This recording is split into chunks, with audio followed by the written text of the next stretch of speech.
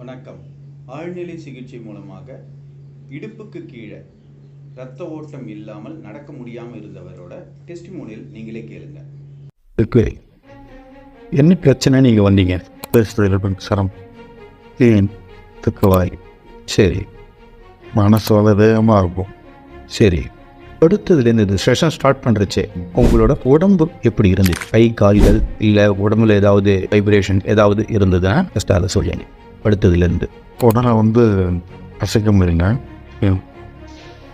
இப்போ எனக்கு தாட்ஸ் அதிகமாக வந்துட்டே இருக்கும், கண்ட்ரோல் பண்ண முடியாது. சரி, டியூரிங் தி செஷன் அப்போ உங்களோட கால்கள்லையும் கைகள்லையும் உடலில் ஏதாவது வைப்ரேஷனுக்கு வந்துதான் இருந்தால் சொல்லுங்கள்.